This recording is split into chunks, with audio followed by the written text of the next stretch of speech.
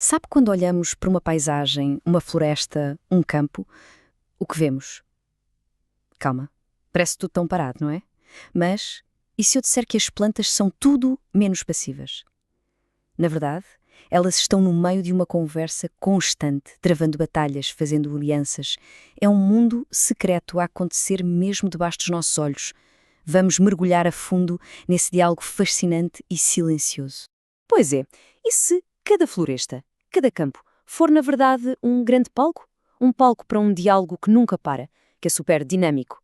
É exatamente isso que vamos explorar aqui, as interações complexas que moldam o nosso planeta, descobrindo uma conversa que, olhe, já dura há milhões e milhões de anos.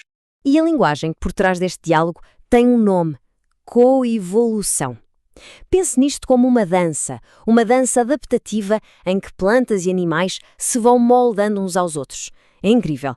Imagine só, uma planta cria um veneno para não ser comida.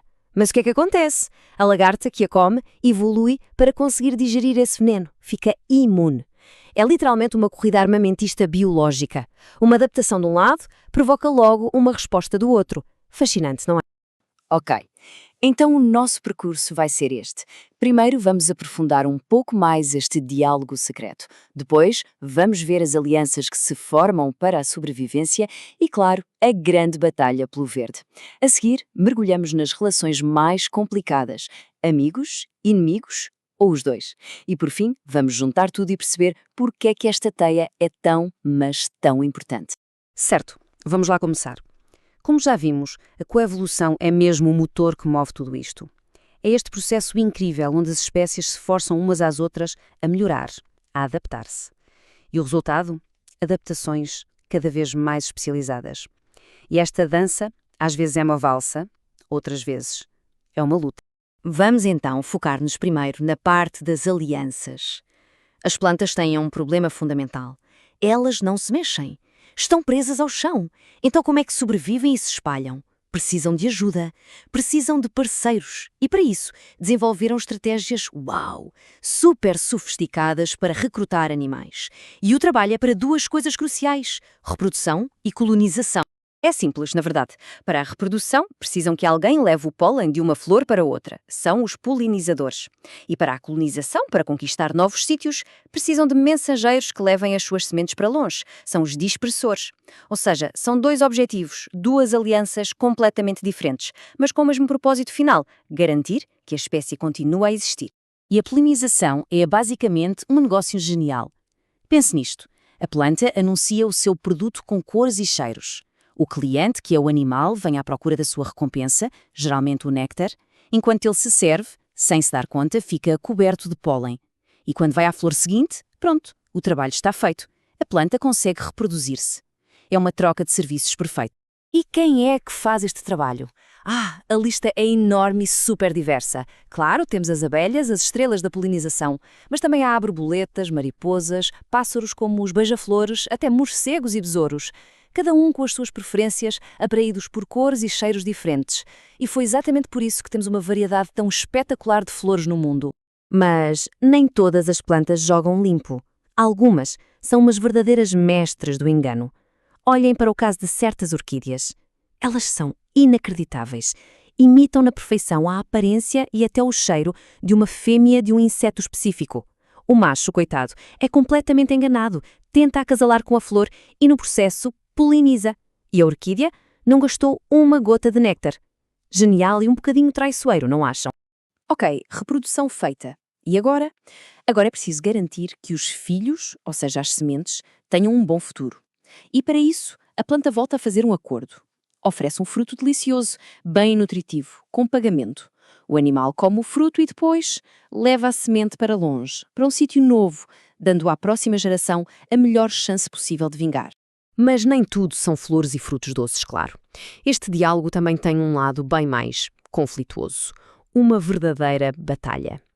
Estamos a falar da herbivoria, o simples ato de comer plantas. E isto deu origem a uma das corridas armamentistas mais incríveis e intensas que existem na natureza. E funciona assim. De um lado, temos as plantas a criar todo o tipo de defesas. Espinhos, folhas super duras, venenos químicos, um verdadeiro arsenal. Do outro lado, os herbívoros não ficam parados. Eles desenvolvem contra-ataques. O exemplo da borboleta monarca é clássico e brutal. A lagarta come uma planta que é tóxica para a maioria dos animais. Só que ela não só consegue comer a planta, como guarda o veneno no seu corpo. E isso torna-a venenosa para quem a tentar comer a ela. É um ciclo sem fim de ataque e contra-ataque. E o mais impressionante é que esta guerra não afeta só as plantas e os animais envolvidos diretamente. Não, não. Isto tem o poder de esculpir ecossistemas inteiros. Pensemos nos herbívoros, como jardineiros. Ao escolherem o que comem, eles decidem que plantas vão crescer mais, que plantas vão desaparecer. Eles literalmente definem a paisagem. Mas na natureza, as coisas raramente são assim, a preto e branco. Bom ou mau. Muitas das relações mais interessantes acontecem precisamente numa zona cinzenta. São contratos complexos onde o mesmo parceiro pode ser amigo num dia e inimigo no outro. As formigas são o exemplo perfeito. Há plantas que as contratam como guarda-costas, oferecem casa e comida, e em troca, as formigas atacam qualquer herbívoro que se aproxima. Outras plantas usam as formigas para espalhar as suas sementes, mas depois essas mesmas formigas podem virar-se e comer as sementes. É incrível. São guarda-costas, jardineiras e, por vezes, predadoras, tudo ao mesmo tempo. E já que falámos em comer sementes, há um nome para isso: granivoria. E aqui a coisa parece bastante clara, não é?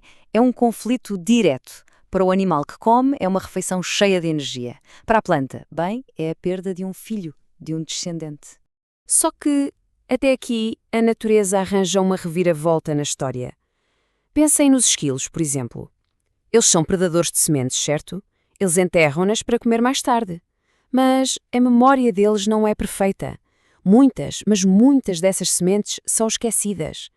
E o que acontece? Germinam, protegidas debaixo da terra. Ou seja, um ato que começou como predação acaba por se tornar, por acidente, num serviço de dispersão. O inimigo, sem querer, vira um aliado. Ok, já vimos de tudo um pouco, não é? Alianças, guerras, relações complicadas, mas então qual é a grande conclusão?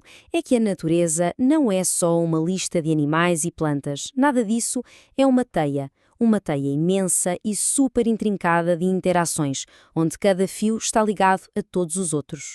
E as ideias-chave a reter são estas. Primeiro, são estas interações que criam a biodiversidade que vemos à nossa volta. Segundo, um ecossistema saudável depende destas ligações, elas são a sua espinha dorsal.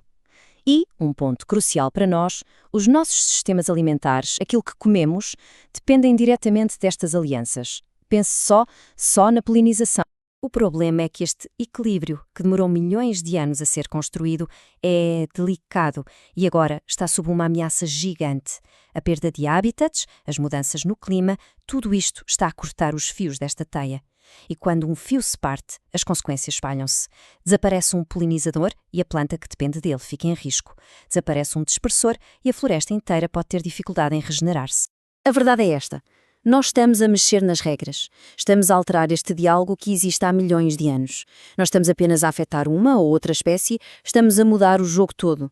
E a grande questão que fica no ar é, com estas novas regras, que fomos nós que impusemos, qual vai ser a resposta da natureza?